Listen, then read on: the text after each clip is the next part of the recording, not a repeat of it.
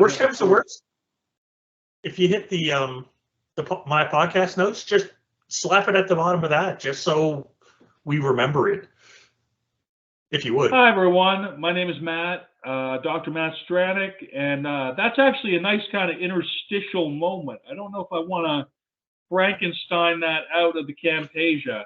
We were just kind of having a pretty, cool kind of discussion about the shape of the notes and what we're sort of intending to do here. Anyway, you caught the last probably 20% of it. So I think that kind of speaks to the enthusiasm of the venture. So Dr. Matt Stranik, independent scholar, if you will, at the moment. And as ever, my excellent colleague, Dr. Doug. Hello, hello, from Mi'kmaq territory, unceded and traditional Mi'kmaq territory. Thank you. And I similarly am on unceded traditional lands of the Secwepemc people, where teaching and learning have taken place since time immemorial. I'll just say, Doug, to contextualize, because we could sort of do this kind of expanded, just kind of preamble. And one of the things we were just talking about is, I was like, I don't have to ram everything into the podcast recording. I can actually say some of the notes. So I'm not going to go long on this, I swear. But it was a very cool experience just yesterday evening. I went to see Gary Gottfredson. He had the book release for his new awesome book, Bent Back Tongue. Again, internationally renowned Secwepemc writer and educator and researcher and many, many other things. And it was in the TRU, the Clock Tower Theater. I don't know if you're familiar there. Oh, yeah. But, Yeah. It's like the main administration building. And for me, it was like the first time I'd actually ventured onto the premises for a thing, since I want to say this time last year when I was cleaning out my office, basically. And I was sort of like, I was proud at how I comported myself in that situation. But apart from all that, it was more normal than I friggin' would have dreamed, and that in itself was cool. But to get to the main point, Gary's reading and his presentation was just phenomenal. Shout out, Gary, if you ever listen to this. I don't know that you will, but honestly, just much respect to anybody who's, anybody who cares about literature, would be interested in that. So I guess that's all I'm going to say now, Doug. I mean, other things, as I say, for the notes and whatever. What's been going on at your end, bud? We were talking about a bit of weather. You had a piece of weather at your end, did you not? Yeah. We had a snowstorm, and they canceled a bunch of stuff. It's always nice when they just say, "Okay, stay home." We don't we don't get that like in my area whatsoever. They don't like. I mean, I think there'd have to be an earthquake for them to cancel school. I think maybe. We've been here like 5 years almost, and I'm like, I think maybe they cancel school once. So I'm like, I get the things from you now and from Facebook about like the shitty weather reports from the Maritimes, and I cherish it, man. Sorry to barge in. I don't know if it's bad weather or just bad infrastructure. Ooh. Right? Like I lived in Australia, 2 different coasts of Australia. I lived in Alberta, I lived in BC, and I can count on one hand the number of times the power went out. And it went out more last year here than it did in the last 30-some years of me being a professional. So then if I may, I mean, first of all, I'm just going to say before we dive wildly off into this topic, because I was literally about to ask Doug, so I'm like, but what about the configuration and make of the power poles and such, and just go off on that. I'm going to say the topic which Doug has chosen, which I found really interesting and really compelling, And again, I've got so many tabs open right now that I don't want to just, plow through them. But I guess that's, again, the hallmark of a well-chosen topic. Doug, you call this topic educators as curators. How do we get to this? Curation and education is such a dope topic, even apart from like the digital aspect of it. So can you just speak to what was of interest there, bud? Sure. I'm going to blame you again because you posted that thing about Google Fonts. Just blame Matt Stranik for everything. I'm like, that's what I say to former colleagues. That's what I say to my former spouse. I'm just like, you can just, it was ham all along. But no, man, that's I guess okay. The fonts. Yeah, the fonts, and it was a compliment. It's not blame. It's a compliment. No, man, no. I just like, you know what? I realized I haven't spent nearly enough time in my life with fonts. Yeah. And I'm being real. Like you can dive into that. And like, I don't know, man, with my little consulting venture, what it is now, it exists as like a font and some ideas of some things that I would like to hopefully possibly achieve under that umbrella. And again, it's sort of like one of the, I guess, unintended outputs of this is that, again, it's sort of helped that notion proceed more explicitly than it might have done otherwise. So I'm blaming you for that, man. Cheers. Breaking it right. Right on. Yeah, totally. The next step is the logo and the graphic. That's going to be the next step in the creation of the consulting company. I actually am thinking about trying to outsource that locally, man.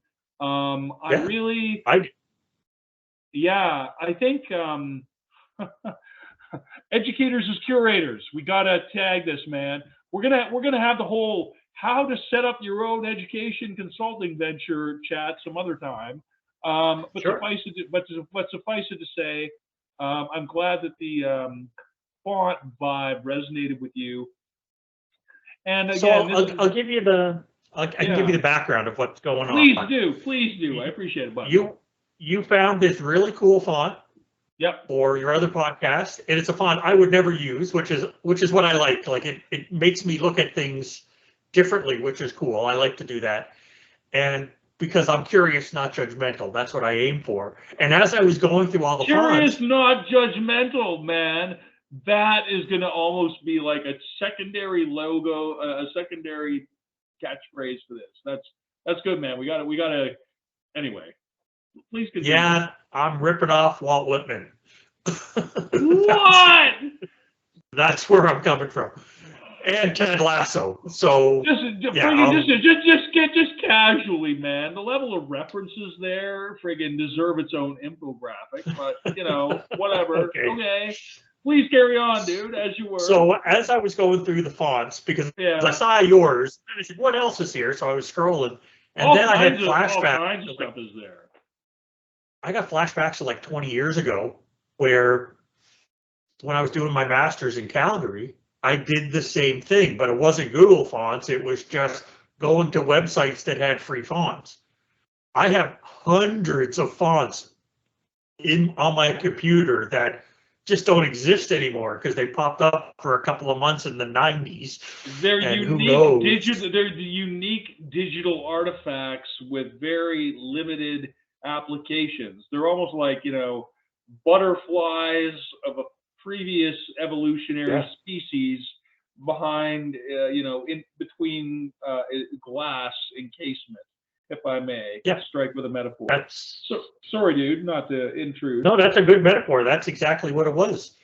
And then I thought, what else have I collected, right? I collected these, and some of them I never used, and some of them I used all the time. One of them I used when I named my boat. I bought a boat back in the day, and I put the logo into like Tolkien Hobbit. Please tell me you still have a boat, Doug. Not right now. It was going to cost more to ship the boat across country than the boat was worth. So I sold the boat, And my plan is next summer to build a boat. That's my plan, so that I'll have something that I can maneuver and manhandle on my own. That is There's- sick. I'm hoping to go to like a Metallica concert in Montreal this summer. That's you have much better aspirations and notion of what's man, I would like to take sort of a peripheral thing on your whole gonna build a boat this summer kind of tip, but we won't because we need this to be educationally more valid than perhaps it's meandered away from in the past. So in terms of some of the references and whatnot you collected here. Yeah, so here's where we're at. I've spent my life collecting. I'm putting that bias out there. Yep. Right? I collect everything. And it used to be hockey cards or baseball cards or football cards or basketball cards, and it was comic books, and then it was whatever. It was books. It was you name it. Right now I collect certifications. Like I'll take training to get the piece of paper.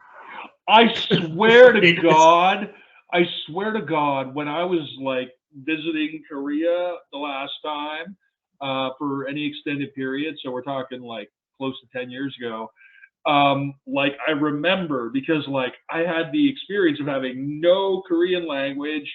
They had no real English language.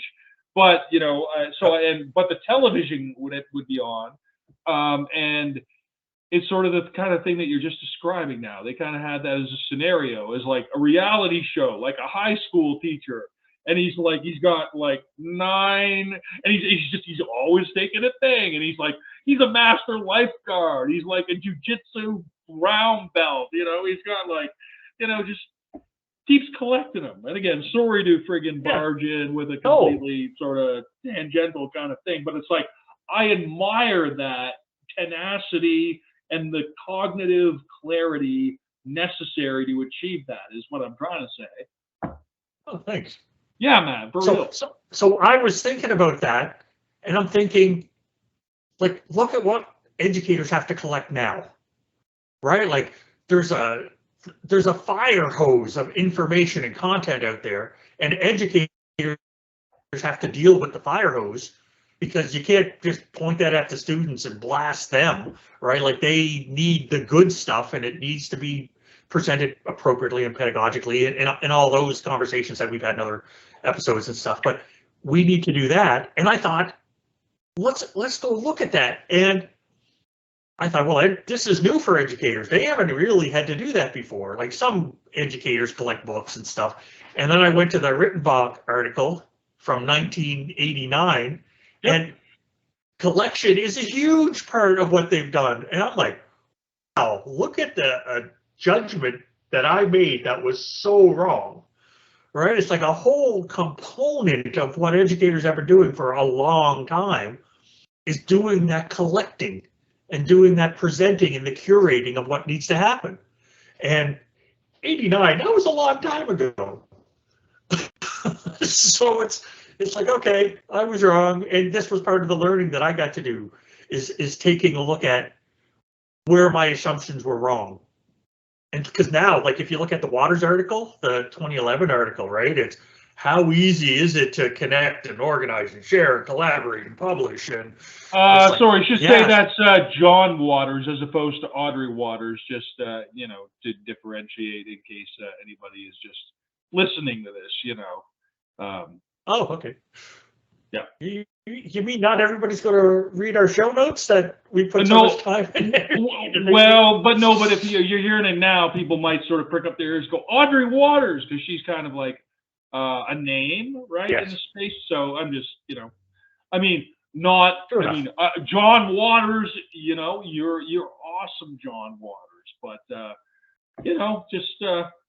anyways, as you were, that's friggin' awesome. Everything you were saying was very cool, my friend. Yeah.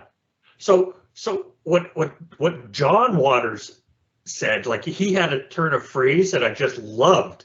Okay. We have to move from being knowledgeable to being knowledge able. And that's very different. And I was like, oh, I love how the knowledge able is such a great phrase. It's like, what do you do with all this stuff? Like, I know people that when they open their cupboards, they can take anything there and make an amazing meal. And I open the cupboards and it's like, there's nothing to eat here. What? Right? And it's, so the educators are the ones that have to do that. They not only do they have to collect the stuff, the material, the information, the resources, they have to be able to use it to help the students. They can't just, here you go, here's 10,000 articles, or yeah, YouTube's got a couple of million things, go to YouTube. It's like, no, that's not good enough. You're out of your lane if you're doing that. Your job is to help them, not the other bit. Right? It's like when we talk about music, right? It's your music collection, I would look at that and say, oh, I don't know where to begin. Right? Which album has the nicest cover art? You mean in terms of like which one to listen to, or yeah, on any given day? Isn't that what we do? Oh yeah, no man. So first of all, thank you for all of that. That was all awesome.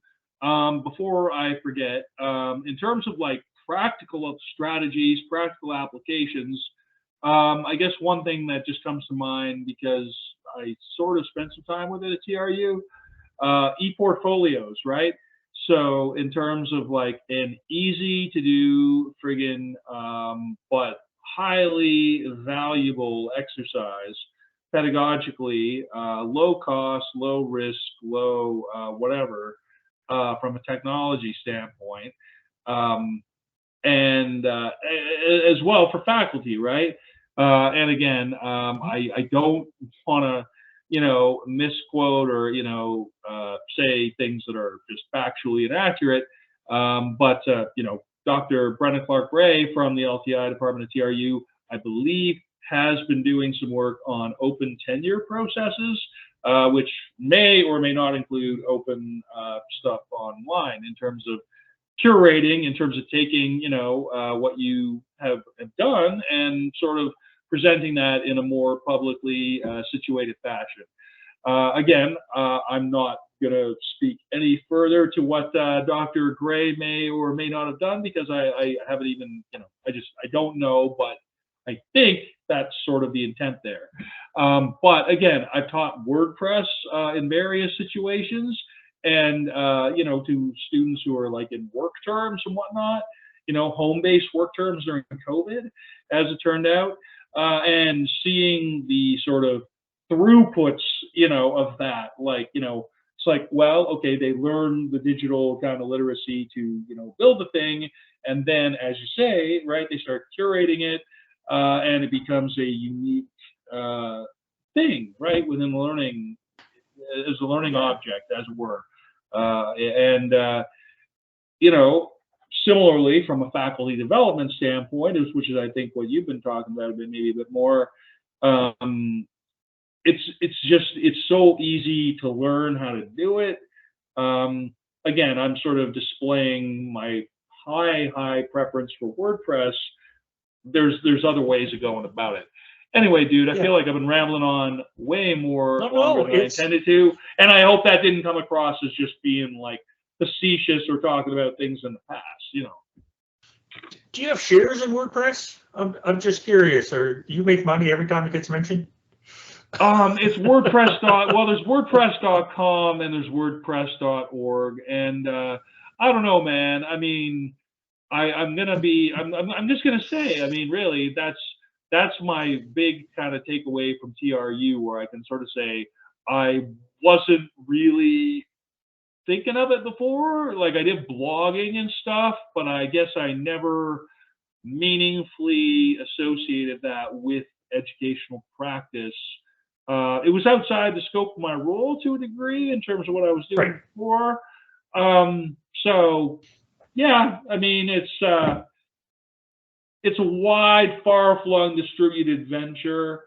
I mean, you can download an instance of WordPress onto your own personal, network, and server, and just, but frig, I'm not enough of a perfectionist, and I'm not enough of a hobbyist to even attempt that. So what's really awesome is like the, what we use on our thing, right? This podcast, the Analog Trope, website. Yeah.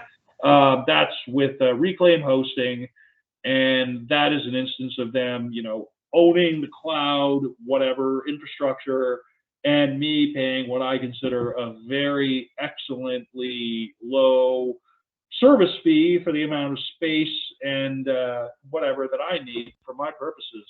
And if I just kind of look at 2022 as a whole, the sort of increase in this kind of thing, right? Doing, our thing and the Muse Squad and some blogging and stuff, I've come to really realize that is very good money.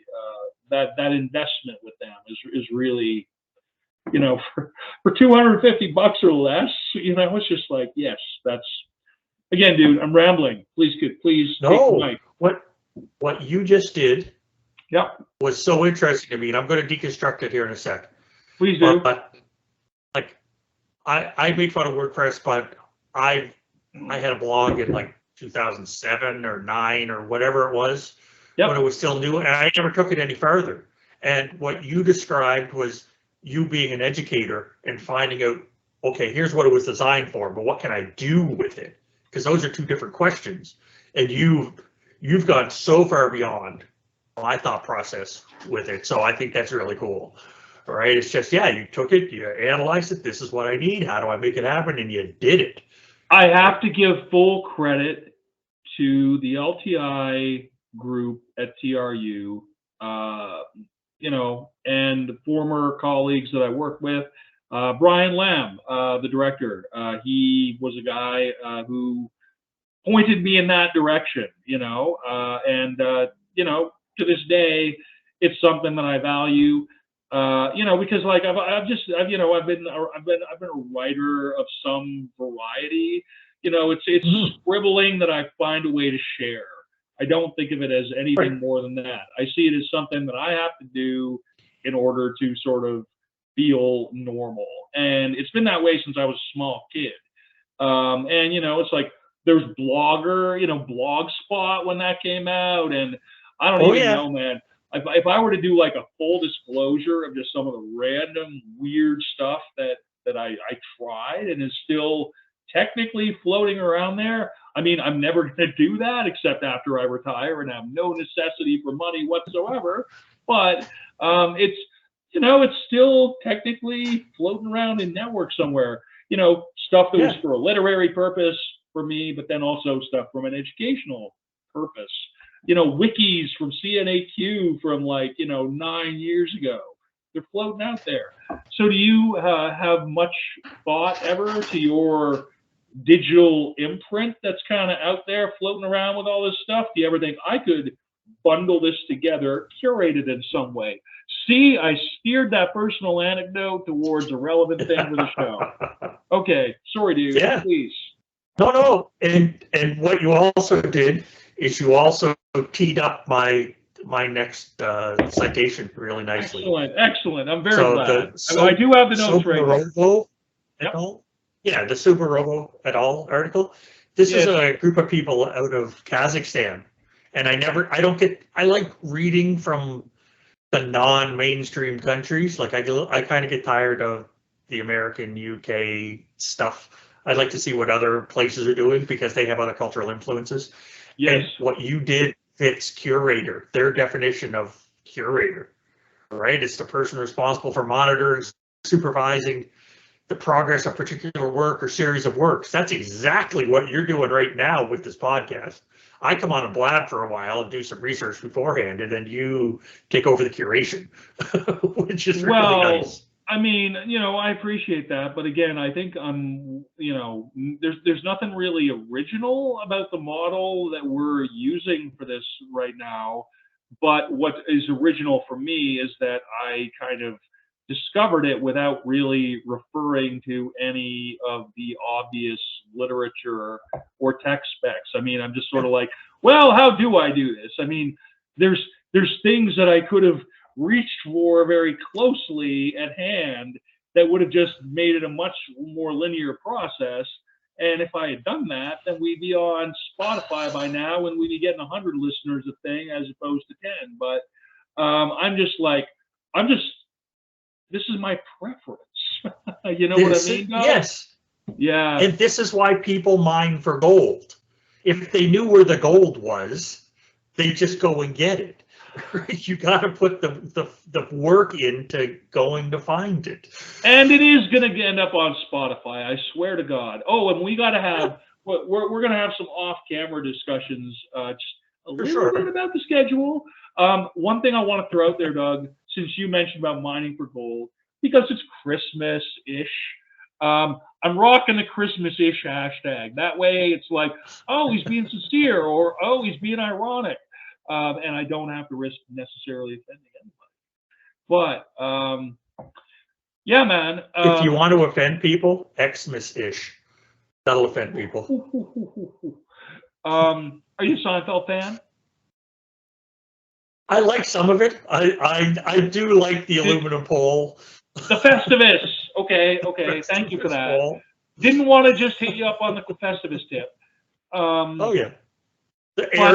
No, man. I was thinking though. There's like this whole corresponding friggin' what do we call it? The sandbox associated with this that got dressed up for Thanksgiving. Dressed up turkey. You see what I did there? Dressing the turkey. Anyway. What we need to do now is like we have sort of this extra random content. Like there's some pictures that didn't get used. There's some extra gifts. So I'm almost just thinking, man, you can send me some of your Prince Edward Island post-hurricane or whatnot pictures. And, oh yeah, sure. And I've got some random other file, and it's like I want to take that content and use it to decorate in true holiday fashion the sandbox space in an educationally possibly valid way. For sure. No problem at all. I'm a single dad. I'm only going to have my kids for 1 week during the holidays. So I'm like, this is what's going to pass for my enjoyment the other week. Okay, great. Right on. So now we don't have to have the pre or post meeting. Thank you for that, dude. No worries. It's all good. Speaking of curation of things that didn't make it to other areas, I'm just trying to keep it relevant here. Okay, cool. And then you got this other thing from Kumar, Moss, and Kay. The curated list of resources. Oh, sorry. And this ties into a previous episode we did where we talked about how the EdTech solutions are often for the other people, the people that like were othered for some reason, like they weren't strong students, or they had behavior issues, or they're exceptional students, or they're like semi-professional dancers or semi-professional athletes, and so they need a different program.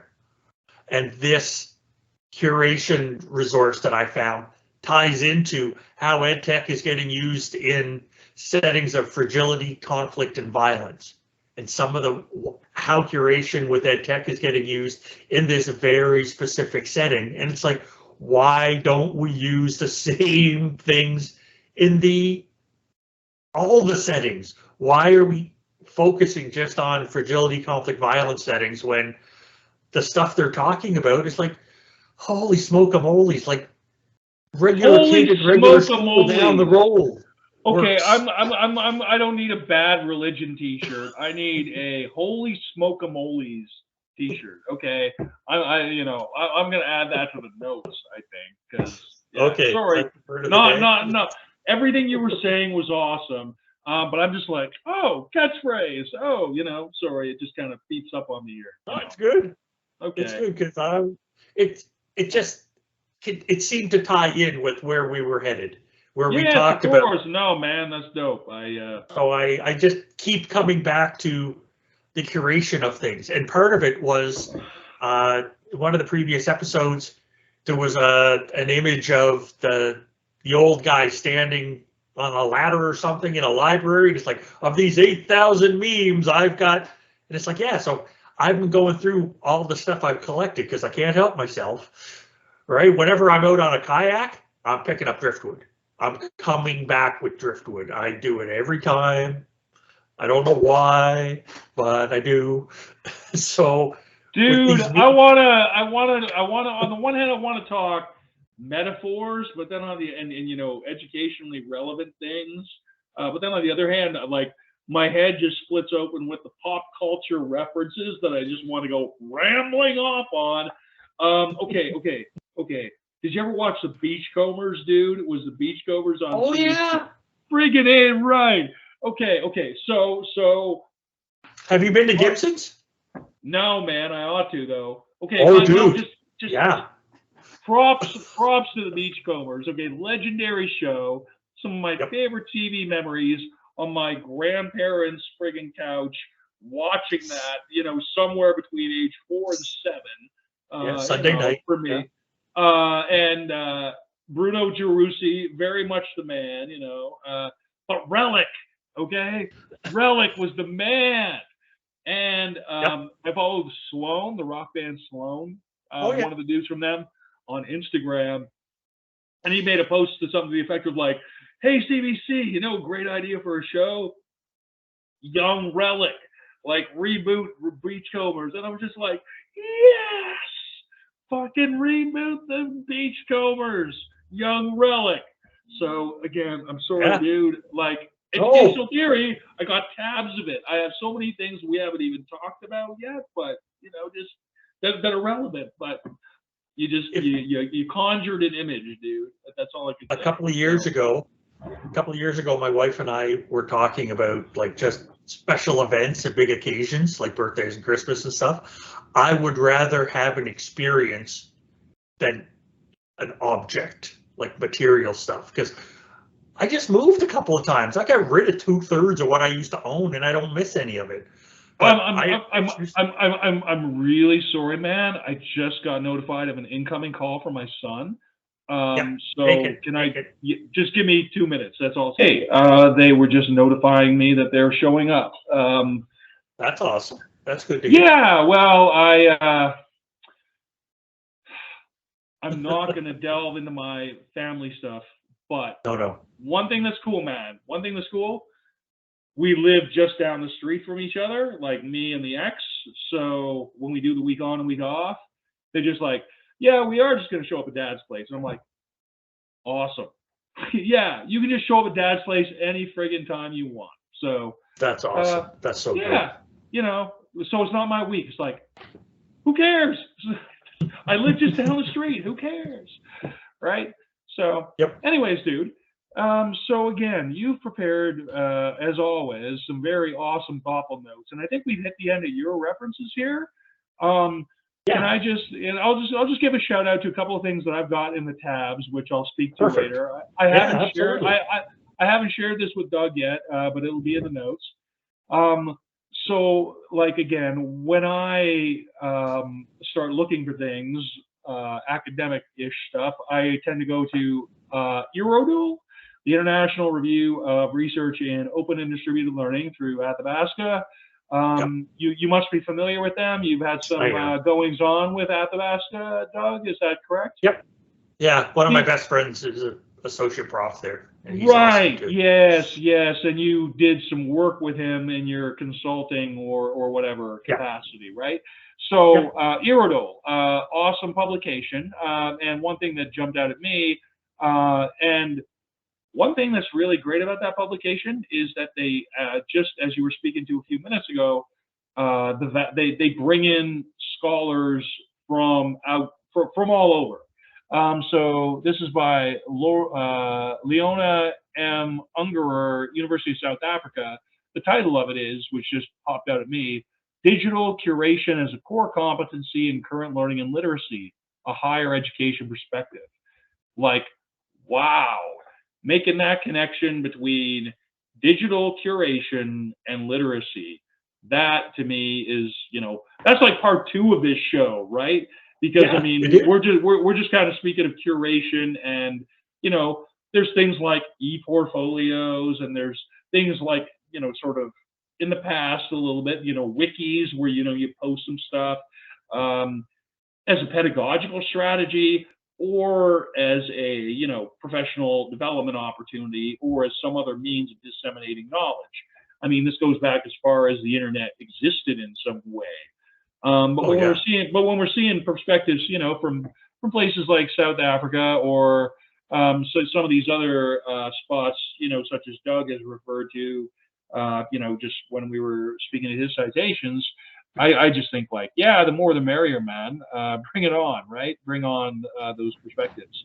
And there's some other stuff too. If you just like do a search within their thing about just curation, there's some really pretty cool articles there.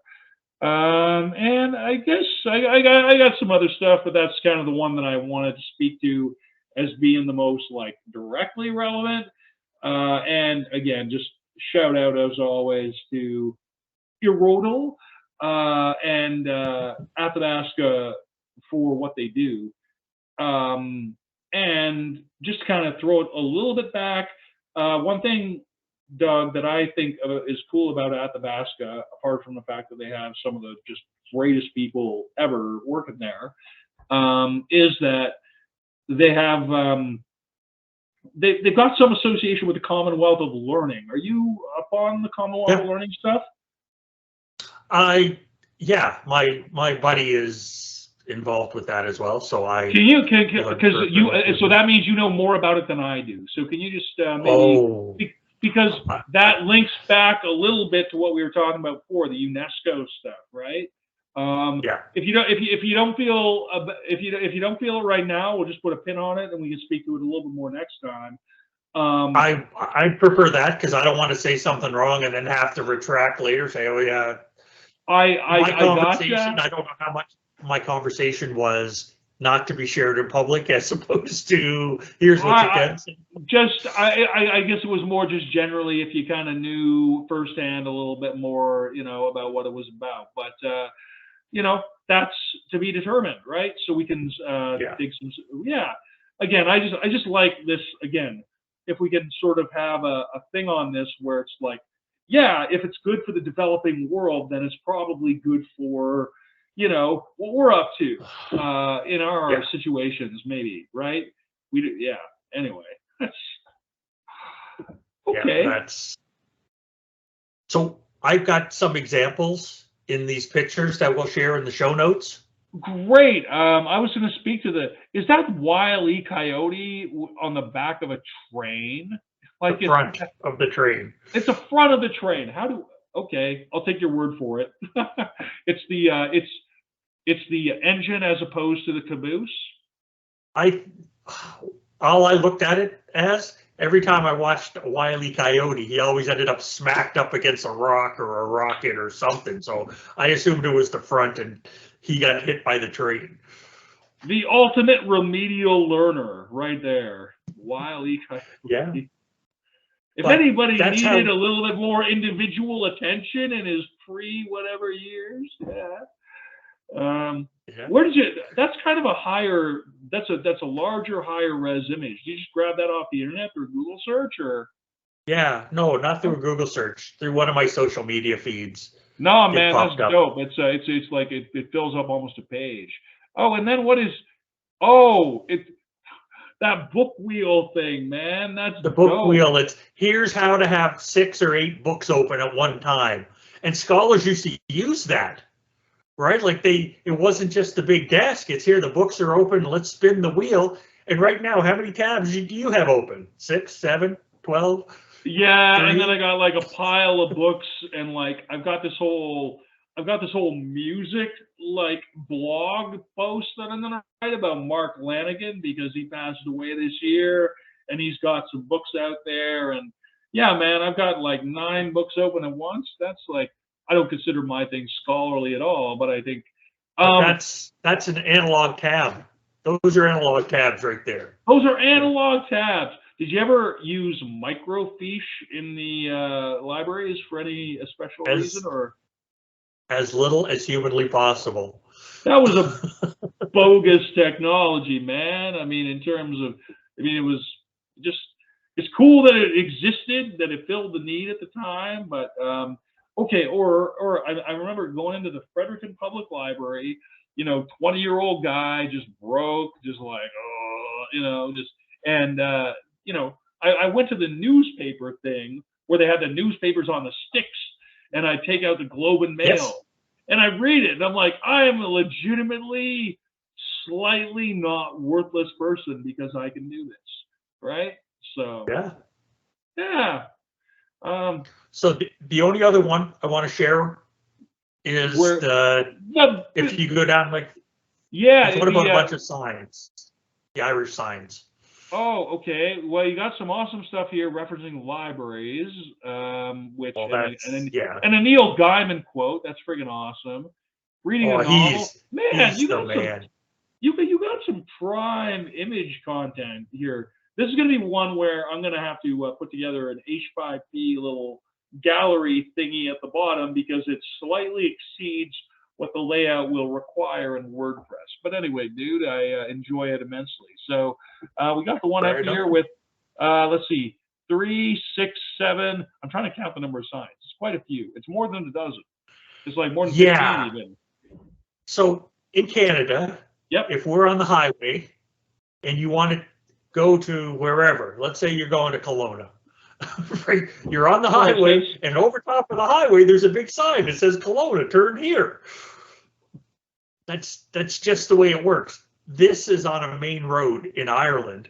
I was doing between 80 and 90 kilometers an hour, and I was trying to find something, and that's what was there for a major sign. So I literally had to so you didn't take that picture yourself, did you? Yeah, that's me. I took that. While you were driving 90 kilometers? No, I stopped because I looked at it in the distance and I said, I can't do it. I cannot read this and get anything out of it.